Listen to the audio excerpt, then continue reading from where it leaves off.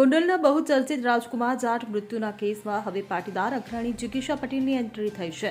અગાઉ જિગીશા પટેલે જયરાજસિંહ જાડેજા પર મોટા આક્ષેપ કર્યા હતા, ત્યારે હવે જિગીશા પટેલ રાજકુમાર જાટના પરિવારને મળવા માટે રાજસ્થાન પહોંચ્યા છે।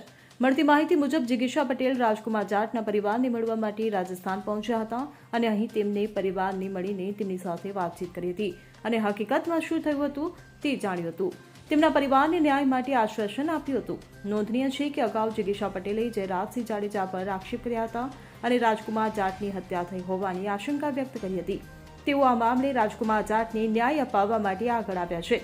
ઉલ્લેખનીય છે કે ગોંડલમાં રહેતો અને યુપીએસસીની તૈયારી કરતો મૂળ રાજસ્થાનના રાજકુમાર જાટ 3 માર્ચે ભેદી રીતે પોતાના ઘરેથી પોતાના જ રૂમમાંથી ગુમ થઈ ગયા બાદ તેમનો મૃતદેહ મળી આવ્યો હતો। પોલીસે રાજકુમાર જાટનું મોત અકસ્માતમાં થયું હોવાનું જણાવ્યું હતું, પરંતુ જ્યારે યુવકનો પોસ્ટમોર્ટમ રિપોર્ટ સામે આવ્યો હતો જેમાં રાજકુમાર જાટની હત્યા થઈ હોવાની આશંકાઓને વધારે પ્રબળ બનાવે છે।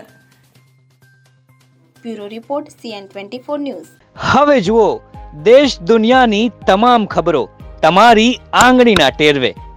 ઉઠાવો મોબાઈલ અને Google Play Store પરથી ડાઉનલોડ કરો અમારી CN24 ન્યૂઝ મોબાઈલ એપ।